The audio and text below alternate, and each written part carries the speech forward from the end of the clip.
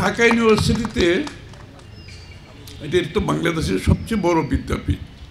আসলে এক্সাম্পল তো এখান থেকে হতে হবে। এরা যে এক্সাম্পলটা সেট করবে এটা সারা বাংলাদেশের শিক্ষা প্রতিষ্ঠানগুলো ফলো করবে।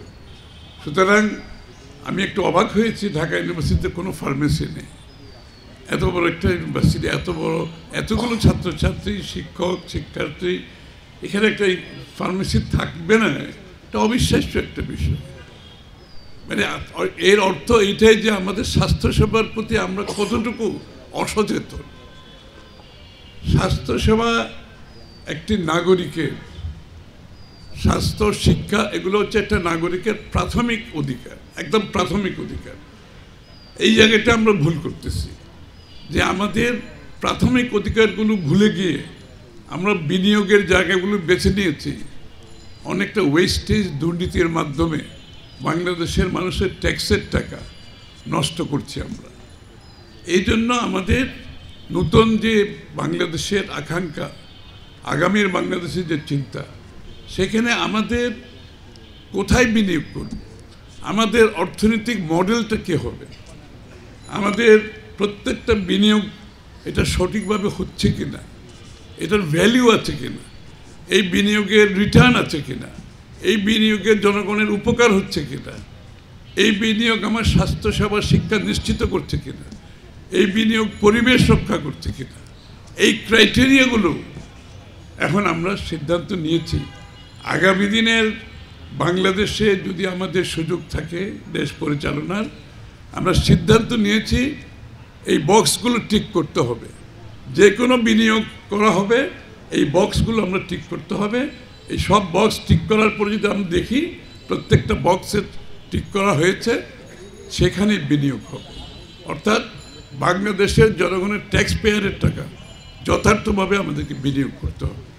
এটা হচ্ছে একটা দিক। একটা হচ্ছে ঢাকা ইউনিভার্সিটি যে স্বাস্থ্যসেবার মধ্যে অনেকগুলো দিক আছে। আমি জানি না এখানে আপনাদের মাদক সাথে জড়িত কোনো সমস্যা আছে কিনা ঢাকা ইউনিভার্সিটি, এবং থাকলে কত বড় সমস্যা, এই বিষয়টা নিশ্চিত করা দরকার।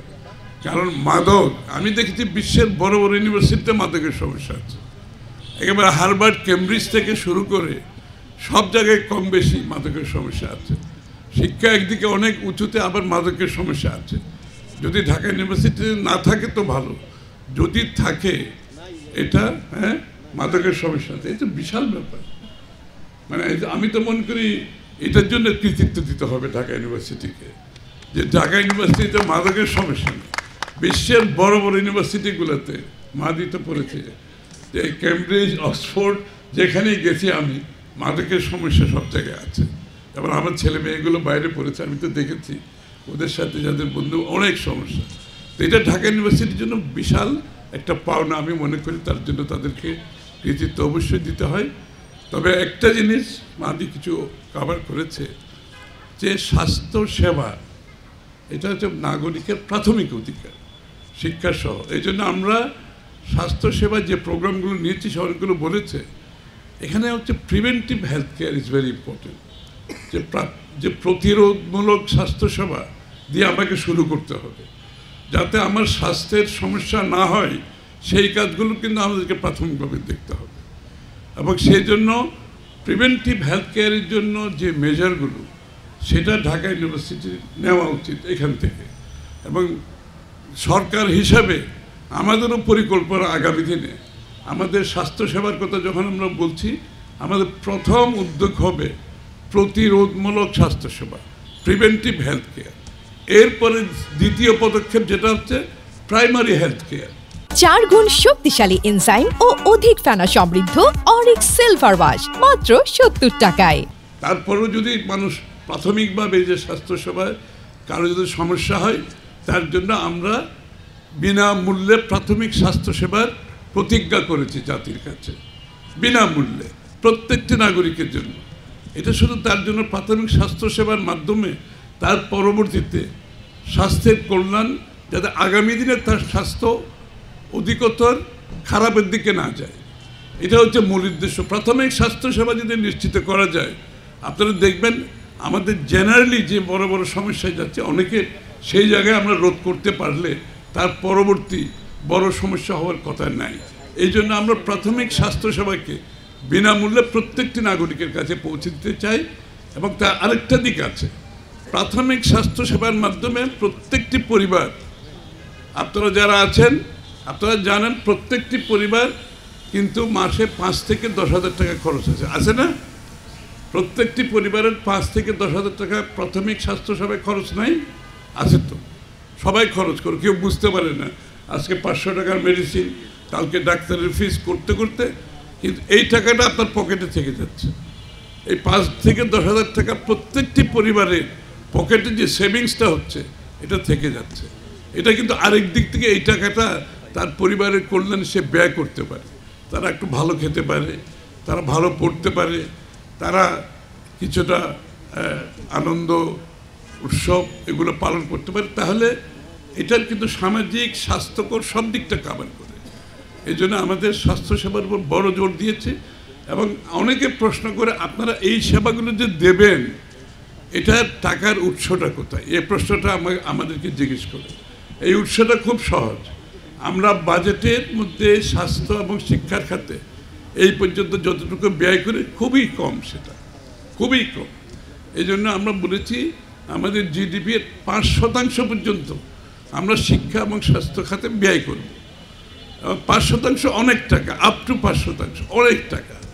এবং এর মধ্যে এই যে প্রাথমিক স্বাস্থ্যসেবা, প্রতিরোধমূলক স্বাস্থ্যসেবা, এর পরবর্তীতে যাদের গরিব পরিবার আছে তাদের জন্য উপরের দিকে চিকিৎসাগুলোর জন্য ব্যয় করা হবে।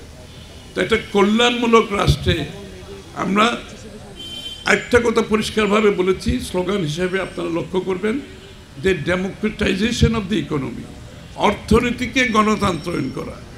আগে অর্থনীতি ছিল কিছু লোকের পৃষ্ঠপোষকতার মাধ্যমে দেশের উন্নয়নের ভাগিদার তারাই হয়েছে, কিন্তু আমরা বলছি গণতন্ত্রকে যেভাবে রাজনীতিকে যেভাবে গণতন্ত্রায়ন করার কথা আমরা বলছি, আমরা এখন বলছি অর্থনীতিকে গণতন্ত্রায়ন করার জন্য। অর্থাৎ প্রত্যেকটি নাগরিক বাংলাদেশের উন্নয়নের অংশীদার হতে হবে এবং উন্নয়নের যে সুফল প্রত্যেকটা নাগরিককে পেতে হবে। এই জন্য প্রত্যেকটা নাগরিককে, প্রত্যেকটা গোষ্ঠীকে অর্থনৈতিক কর্মকাণ্ডের সাথে আমরা সম্পৃক্ত করতে যাচ্ছি। এবং তার মধ্যে বিনামূল্যে স্বাস্থ্যসেবা থেকে শুরু করে, শিক্ষা থেকে শুরু করে, এমপ্লয়মেন্ট থেকে, এই যে আপনারা যারা বিএ এমএ পাস করে আছেন এখানে সবচেয়ে বেশি আনএমপ্লয়মেন্ট, সবচেয়ে বেশি কর্মসংস্থান কর্মের বাইরে আছেন আপনারা যারা বিএ এমএ পিএইচডি করেছেন, এবং এদের কর্মসংস্থান সবচেয়ে কঠিন। এই জায়গাটি আমরা জোর দিচ্ছি যে আমাদের নতুন প্রজন্মের জন্য যে কর্মসংস্থান হবে ইনশাল্লাহ। আমরা 18 মাসে 1 কোটি চাকরির প্রতিজ্ঞা করেছি, 1 কোটি চাকরি 18 মাসে। আমাকে অনেকে বলে, খসরু ভাই আপনি কি একটু অ্যাম্বিশাস কথাবার্তা বলছেন না বিএনপির পক্ষ থেকে? আমি বলেছি because we are ambitious, we are ambitious. Ambition ছাড়া কোনো জাতি আগাইতে পারবে? আমরা অ্যাম্বিশাস, নিশ্চিতভাবে অ্যাম্বিশাস। এবং এই অ্যাম্বিশন না থাকলে দেশের কোনো কিছু করা যাবে না। অ্যাম্বিশন নিয়ে আমাদেরকে এগোতে হবে। নতুন প্রজন্মকে, যুব সমাজকে এই অ্যাম্বিশনের সাথেই চলতে হবে। এবং এই চাকরি, শিক্ষিত যারা এখন চাকরির বাইরে আছে তাদের জন্য, যাদের স্কিল, যাদের দক্ষতা নাই তাদেরকে দক্ষতার মাধ্যমে তাদের জন্য চাকরি, এবং যাদের বিভিন্ন ট্রেনিংয়ের মাধ্যমে তাদের জন্য চাকরি। অর্থাৎ 1 কোটি চাকরি যদি জোগাড় করতে হয় 18 মাসে, এখানে বিশাল একটা কর্মযোগ্য আছে। সেই কর্মযোগ্য আমরা কিভাবে সম্পাদন করব সেটাও আমরা সিদ্ধান্ত নিয়েছি।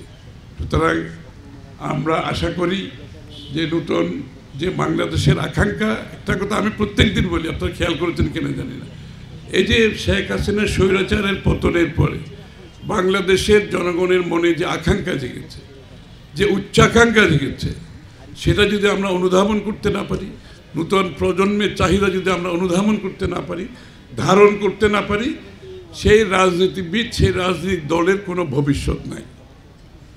এবং রাজনীতিবিদদের আমরা বলছি you better wake up and smell the coffee.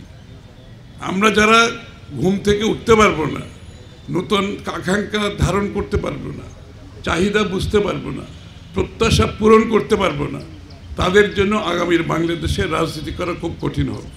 তাদের রাজনীতি থাকবে না এবং না থাকাই ভালো। তাদের রাজনীতির দরকার নেই যদি আমরা সেটা পূরণ করতে না পারি। ইনশাআল্লাহ তারেক রহমান সাহেব সেটা ধারণ করেছে, বিএনপি ধারণ করেছে, এবং সেই ধারণ করে আমরা আগামীর বাংলাদেশ আপনাদের সকলকে নিয়ে আগামীর বাংলাদেশ গড়ে তুলব ইনশাআল্লাহ। সবাইকে ধন্যবাদ।